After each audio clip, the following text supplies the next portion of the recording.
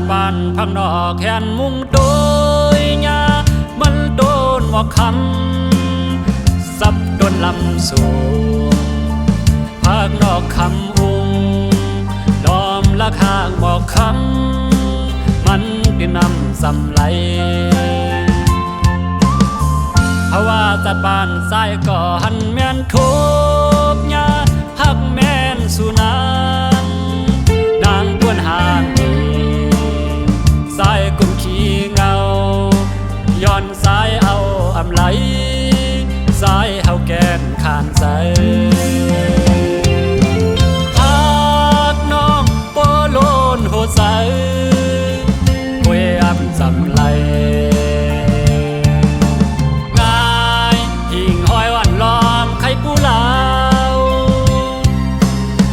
นำนวันหันไว้เงาเลือนเพื่อนกันเยาดางสายหักน้องไหนก็สายเมาไหลยิงน้องอ่อนกวนห่างลีเพราะว่าจัดบ้านยิ่งอ่อนเป็นไว้โกนมีแลเล่าห่างลีปีสังกนผ่านมีหางพางมีหักเมียวเลี้ยวก้อย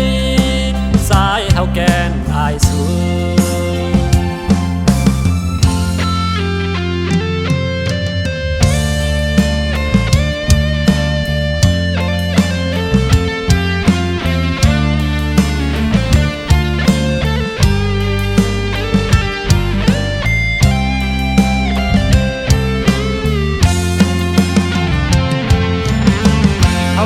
สัดบ้านพังนอกแขนมุงโดยยามันโดนหมอกคำซับโดนลำสูงภาคนอกคำอุ้งล้อมละข้างหมอกค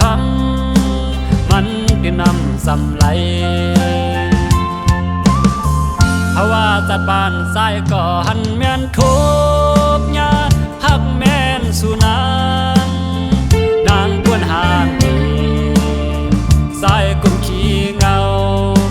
ย้อนสายเอาอำไหลสายเฮาแกนขานใสหักน้องโปโลนโหใสป่วยอำสำไหลง่ายหิ่งห้อยวันล้อมไข่ปูลาวนำนวันหัน